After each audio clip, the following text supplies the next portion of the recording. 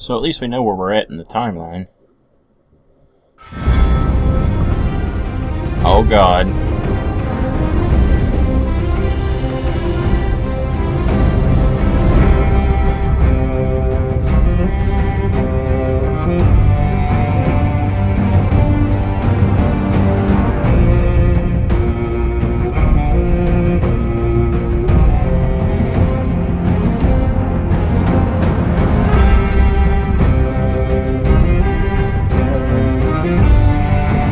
This is awesome. Just hope I don't get copyright flag.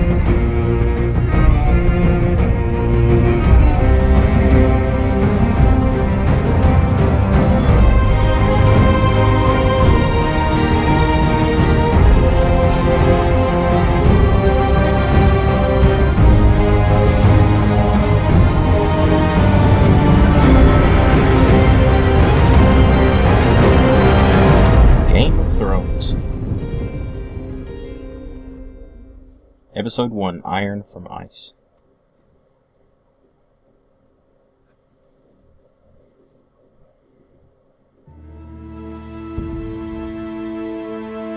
Oh, they're on the King's Road.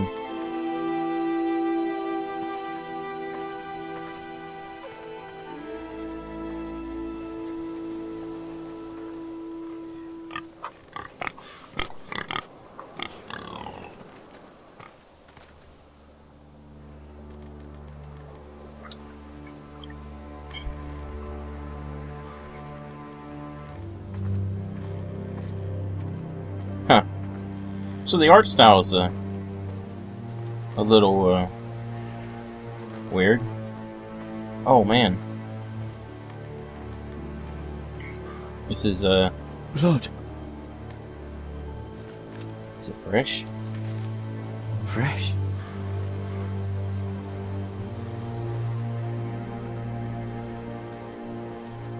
Dead pig.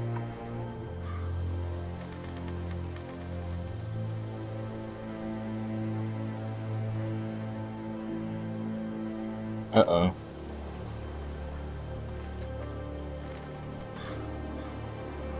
Well, pretty sure we're going to have some decisions to make. So I know you can hold shift to move a little bit faster. Oh. Something tipped this cart over. That's Father's car.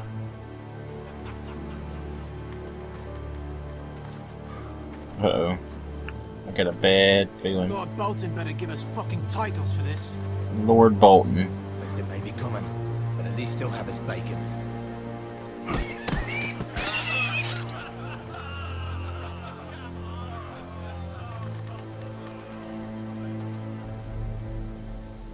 Move along, boy. There's nothing for you here.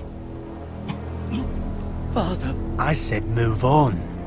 Unless you want to get fed to the fucking pigs. I'm going to kill you. Is that so? You can try if you like, and then we'll feed you to the pigs. Get off my land! This is Bolton land now, Fuck boy. you. Lord Bolton is the new Warden of the North. I reckon he like a proper lordly sword like that.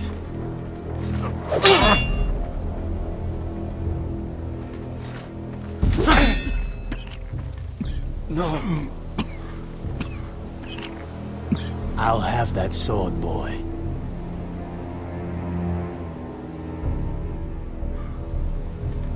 Fuck you.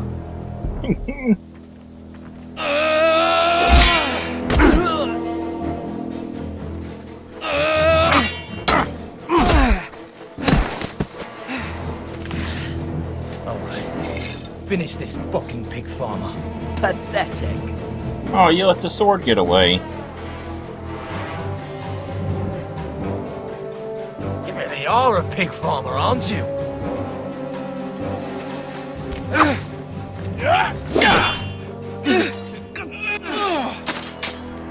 Oh!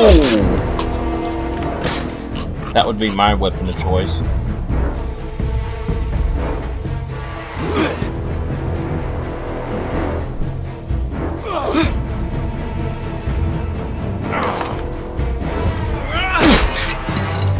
Oh, grab a sword, grab a sword.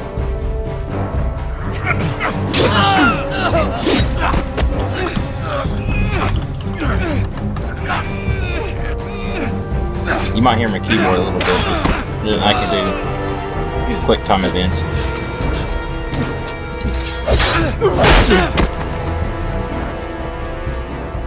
Mercy! No mercy. I beg of you! I have a family! They'll never survive without me! I have no quarrel with you! I was only following orders. No, please! No mercy. Lord Whiteheel will see you hang for this. That much I promise.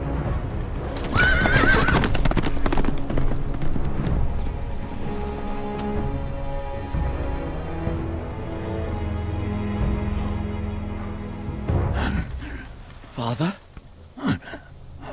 Garrett, you survived. Your sister. Oh, she hid. Oh. You son of a bitches. I tried to stop them.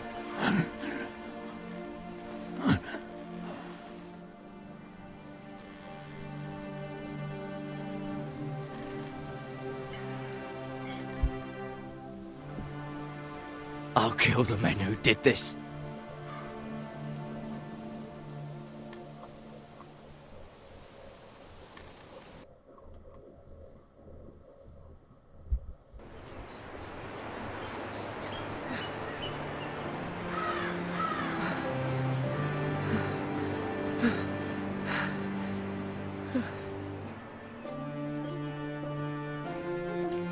It's Garrett! Get the Castellan! Tell him his nephew survived!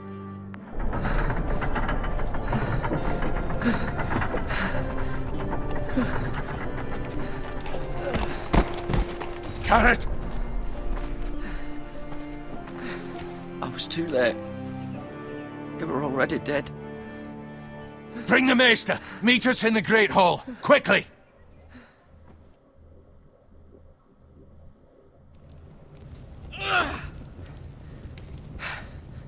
Two Whitehill soldiers? And a Bolton. They killed my family. And for what? My sister, she was only 8 years old. Damn. This never would have happened with the Starks in power. It's unimaginable. Unacceptable. You have my condolences. Thank you, Maester.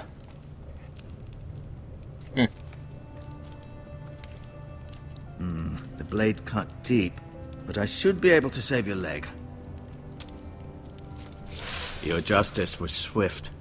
Some will call it vengeance. No doubt the Whitehills will claim it was murder. It was your family. I can't say I would have done any different than you. I'd do it again if I had the chance. If we don't respond with strength, they won't stop until they have everything. These maggots ought to help prevent infection. Oh, nice. Hold the wound open for me, would you?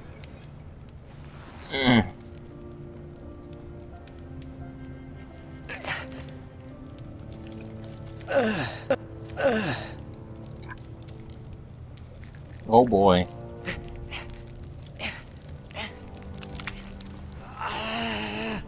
These are dark days, I fear.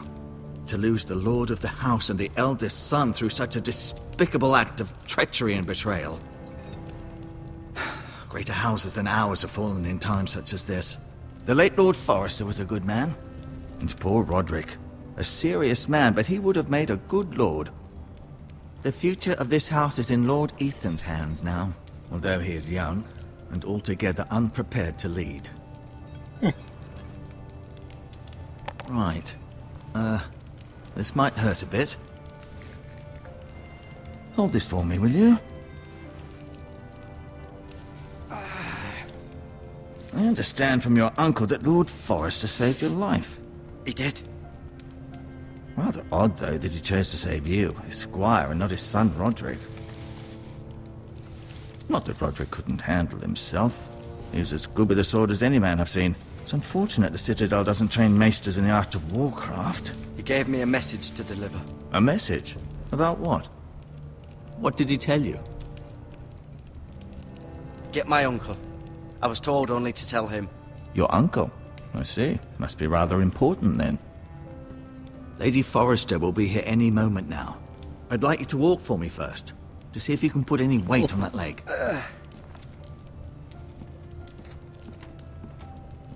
Damn. Go on. Don't stop now. It's better to let the blood circulate.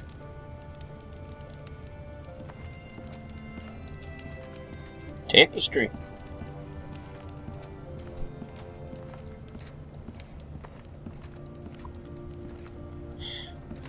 We're here to look at your tapestry. Asher. Exiled to Essos, unfortunately. Talia and Ethan. I suppose Lord Ethan now. Mira. Still in King's Landing, I suppose. Although, I wonder if they'll bring her home. Lady Forrester. She's always been kind to me. Treated me like I was a Forrester myself. Ryan. Never easy being the fourth-born son. Lord Forrester. It was an honor to squire for him. Gregor the Good. Roderick. He was our best warrior by far.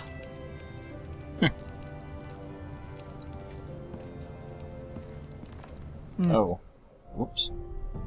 So here's the Codex page. Gregor Forrester, Lord Forrester, is lord of a strong northern house and bannerman of House Stark. As a youth, he famously arm wrestled Galbart Gulliver for the privilege of becoming the man's squire. Gulliver later joked that he gladly lose the match all over again. Gregor married Alyssa Branfield, daughter of the southern Targaryen loyalist, before Robert Baratheon seized the Iron Throne.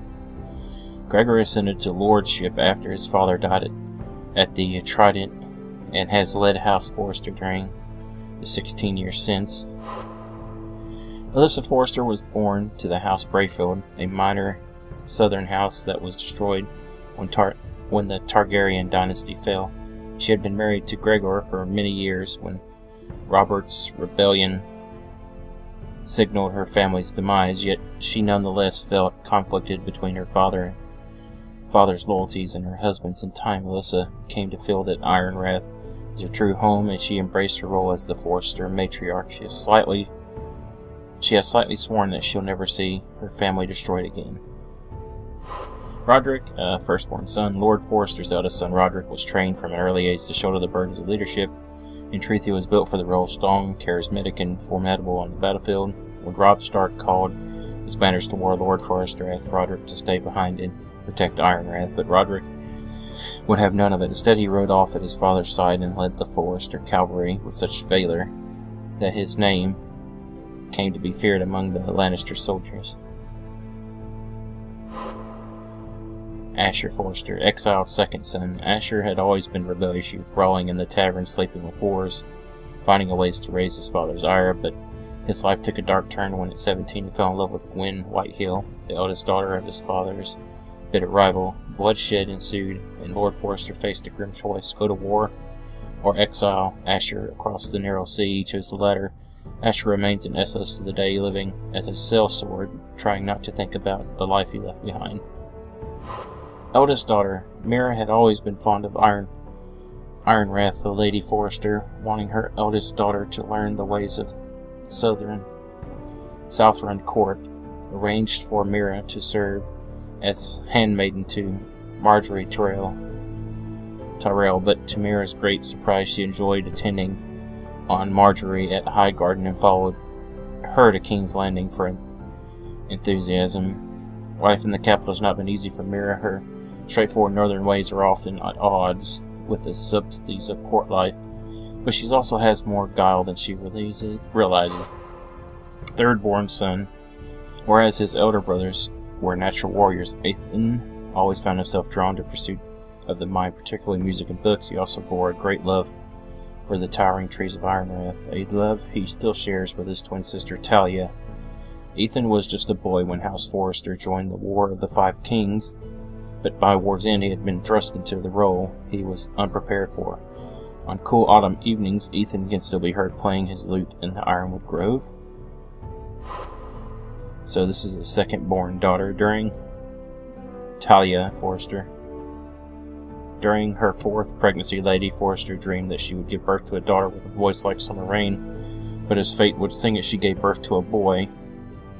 The infant Ethan wailed for 3 hours, till Lady Forrester entered a second labor, this time birthing a girl. She named the girl Talia, after her own mother, and then on. Ethan hardly ever cried. Her dream had come true, for there's no sound of Ironrath more lovely than that of Talia singing as her brother plays the lute. Also, here's the fourth Brunstern, Ron, the last of the Forrester children. Ron grew up idolizing his elder siblings and spent many hours chasing Ethan and Talia through the grove. His youth has been pleasant and shielded from responsibility, but recently Ron's innocence has begun to fade.